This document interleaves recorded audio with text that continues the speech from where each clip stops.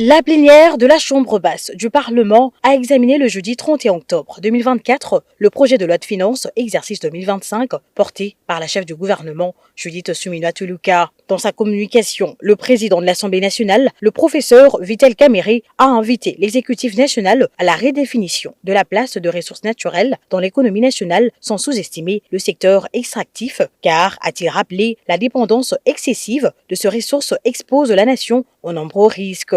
N'est-il pas opportun de commencer à envisager ces ressources non comme le socle principal de notre économie, mais plutôt comme une prime de la nature, un bonus de cette dernière?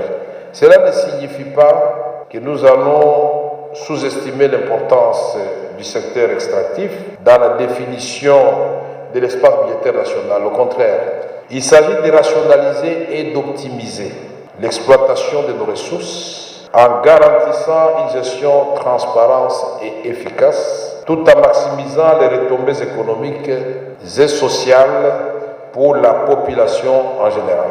Il a par la suite exhorté les députés nationaux à un examen sérieux du projet de loi finance exercice 2025 avant d'inviter la chef du gouvernement à faire son exposé. Pendant plus de 50 minutes, Madame la Première ministre Judith Suminwa-Tuluka a présenté aux élus du peuple le projet de budget pour l'exercice 2025 qui s'élève à 49 846,8 milliards de francs congolais, soit environ 18 milliards de dollars américains, un accroissement de 21,6% par rapport au budget de l'exercice 2024.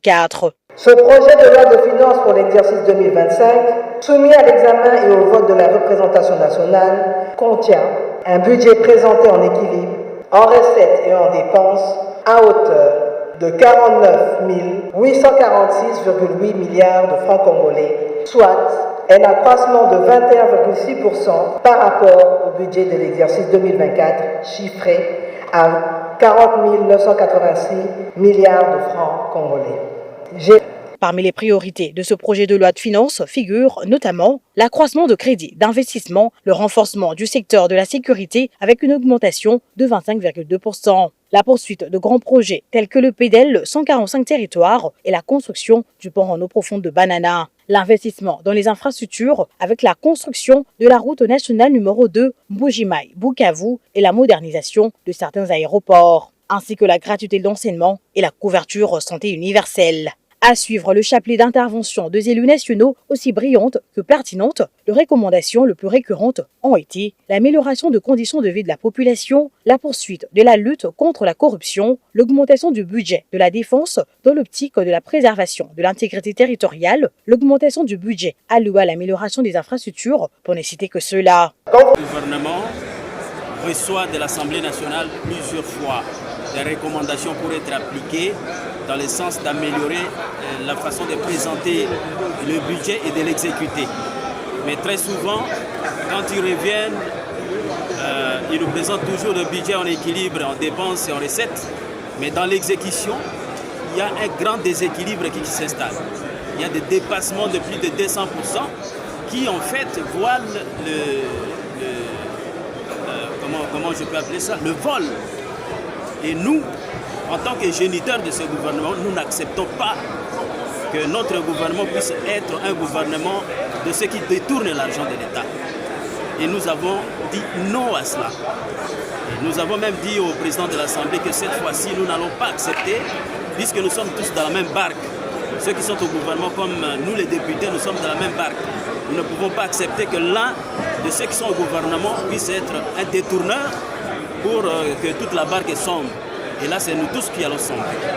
Ça, c'est un. Mais au-delà de cela, beaucoup d'injustices.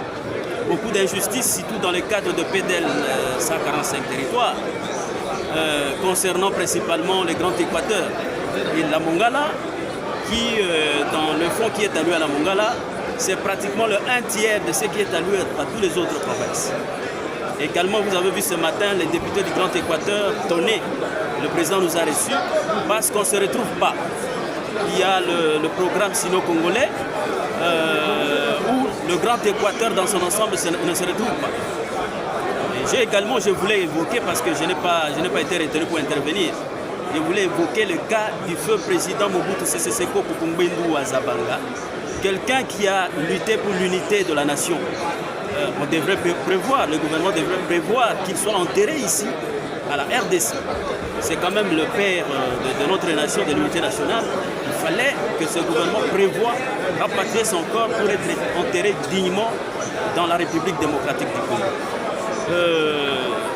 Il y a le chemin de fer des Zouélé qui désenclave 4 provinces, qui doit aboutir par le port de Bumba, qui a été pris en compte partiellement. Le port de Bumba, c'est le terminus, mais il faut prendre en compte le chemin de fer. Au-delà de cela, il y a les salaires des fonctionnaires, qui doivent être réaménagés, les enseignants, les professeurs d'université, le social des Congolais. Nous sommes là pour ça et raison pour laquelle nous tapons sur le fait que les ministres, les DG et tous les autres ne peuvent pas détourner l'argent de l'État congolais afin que nous puissions canaliser l'argent en bon escient et pour le bien de tout le monde. Mais il y a beaucoup à faire parce que il y a plusieurs secteurs qui doivent être retouchés, notamment les secteurs agricoles, les secteurs du développement rural, il y a l'électricité. En ce qui concerne les secteurs tout d'abord du développement rural, aujourd'hui, les pays connaissent d'énormes difficultés pour l'évacuation au niveau de l'intérieur du pays des biens de première nécessité, pouvant alimenter des centres et des villes en produits de première nécessité à travers les routes des desserts agricoles qui sont à un état de délabrement le plus avancé de tous les pays du monde. Raison pour laquelle, dans ces budgets, nous allons apporter plus, nous allons travailler avec la commission ECOFIN parce que nous avons relevé les lacunes qu'on a rencontrées dans ce projet de loi qui sera adopté d'ici là, dans ce projet de loi de finances 2025. On a rencontré encore les problèmes qui concernent les régions des centrales les centrales voltaïques qui devraient être érigées à Mupompa et à Ilebo. Vous allez vous rendre compte que les centrales de Mupompa de 200 kW coûtent 50 milliards de francs congolais. Et celui d'Ilebo de 500 kW qui coûte 2 milliards de francs congolais. C'est-à-dire qu'on dégage une différence d'au moins 48 milliards de francs congolais. Cet argent-là, on doit savoir, ça sera pour quelle fin. Et pour nous travaillons à ce que tout ce qui a comme l'acquis puisse être corrigé par la commission ECOFIN. Le lendemain, nous allons travailler. Nous sommes des élus de l'intérieur. Moi, je suis élu du territoire de Kamish, dans la province de Lomami. Les difficultés que je viens de vous montrer ici sont les difficultés que les territoires de Kamish et la province de Lomami sont en train de traverser. Les mauvais états des routes. L'évacuation des biens de première nécessité pose problème à cause de ces mauvais états des routes. Il y a les problèmes à ce qui concerne l'agriculture et l'élevage. Il n'y a pas l'encadrement des agriculteurs, il n'y a pas l'encadrement des éleveurs. Parce qu'à un moment donné, les paysans sont laissés par l'État à leur triste sort. Raison pour laquelle, à travers ces budgets, nous voudrions à ce que les erreurs du passé puissent être corrigées afin que nous puissions frayer une nouvelle voie pour que, à travers ces budgets que nous allons voter, que plusieurs secteurs de la vie de la société puissent avoir quand même de l'ampleur par rapport à l'attente de la population. Parce que la population... Il y a eu un financement pour le chemin de fer des ULA et que les pays de l'Est ont déjà essayé de s'approprier du projet. Ils ont fait des études de faisabilité, ils ont commencé déjà l'exécution pour poser les voies.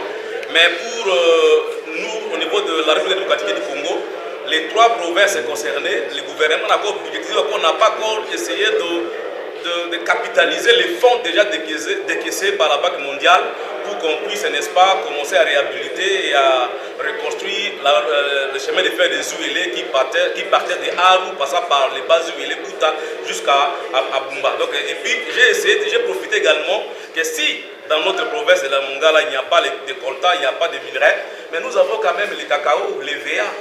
Nous avons quand même, parce que les minéraux peuvent terminer, mais nous avons les cacao, les VA, les caféiers, les tout, et que le gouvernement devait capitaliser pour maximiser également ses recettes. Donc c'est ça. Pour le mener dans la logique de la défense des intérêts du peuple congolais, la première ministre Judith Suminwa a rencontré les préoccupations des élus nationaux qui par la suite se sont prononcés à l'unanimité pour l'adoption de ce projet de loi de finances exercice 2025 qui a été envoyé à la commission ECOFIN de l'Assemblée nationale pour son examen approfondi.